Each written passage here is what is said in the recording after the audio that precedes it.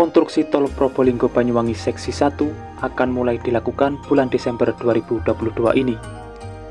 Ada kabar tol ini akan tetap dilanjutkan sampai Banyuwangi, yaitu rutenya akan dibelokkan melalui Jember.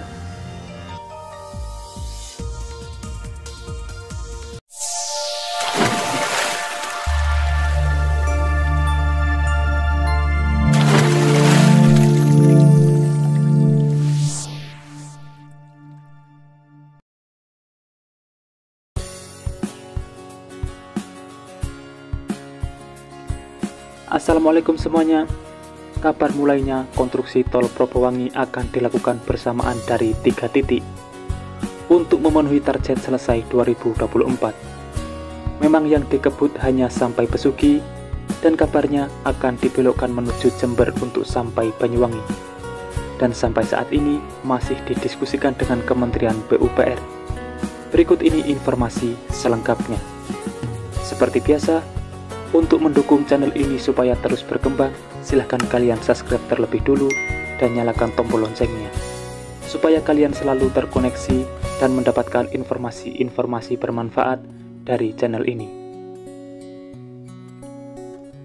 Pembebasan lahan untuk pembangunan jalan tol Probolinggo-Banyuwangi atau tol Propowangi sudah lebih dari 50%. Rencananya, pengerjaan konstruksi akan dimulai pada bulan Desember 2022 ini atau akhir tahun ini. Pejabat pembuat komitmen Kementerian Pekerjaan Umum dan Perumahan Rakyat, Priyadi, menyampaikan pengerjaan konstruksi ini akan dilakukan oleh PT Jasa Marga.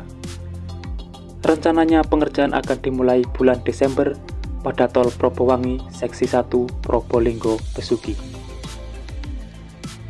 Ia menjelaskan, pengerjaan jalan tol itu akan dilakukan dalam 3 titik secara serentak, yaitu Suko sampai Keraksaan sepanjang 9 km, Keraksaan sampai Paiton sepanjang 11,2 km, dan Paiton sampai Banyuglugur sepanjang 9,4 km. Pengerjaan serentak itu bertujuan agar pengerjaan jalan bisa segera tersambung dari titik satu ke titik yang lain. Ditarget selesai sampai akhir tahun 2024 mendatang. Dalam 3 titik itu, tidak semua pembebasan lahan siap hingga 80%. Akan tetapi, konstruksi akan tetap dilakukan. Begitu pula dengan pembebasan lahan pada titik yang belum terselesaikan, sembari konstruksi dikerjakan, pembebasan lahan juga dilanjutkan. Dalam seksi 1 tol Propowangi ini, terdapat pembebasan lahan sebanyak 2.628.000 meter persegi atau 262,8 hektar. Saat ini progres lahan yang telah dibebaskan seluas 1.480 meter persegi atau 148 hektar. Dari sekian luas lahan tersebut, sebanyak 43 hektar diantaranya merupakan lahan perhutani. Pihaknya tetap akan terus melakukan pembebasan lahan, jadi semuanya akan sama-sama berjalan.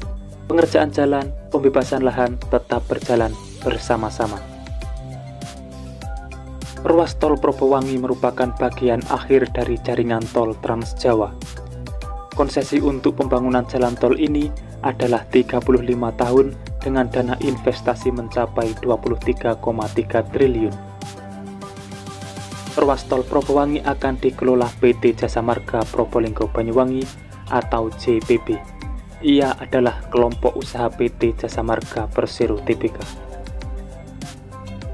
Secara keseluruhan, tol Propowangi memiliki panjang total 171,516 km yang terbagi menjadi 3 seksi, yakni seksi 1 Probolinggo sampai Besuki 29,6 km, seksi 2 Besuki sampai Bajulmati 110,875 km, dan seksi 3 Bajulmati sampai Ketapang 31,041 km.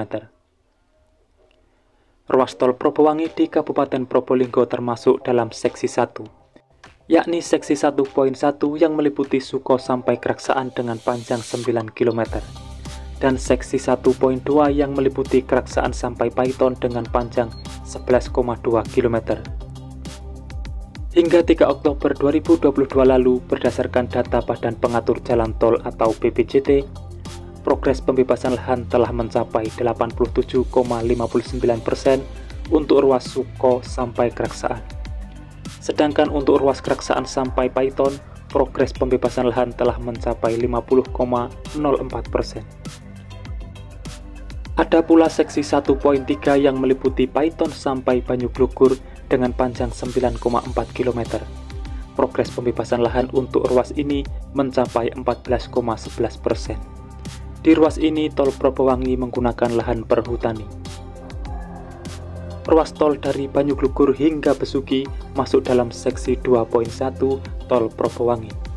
Memiliki panjang 16,2 km, pembebasan lahan di titik ini mencapai 21,19% berdasarkan data BPJT pada 3 Oktober 2022 lalu.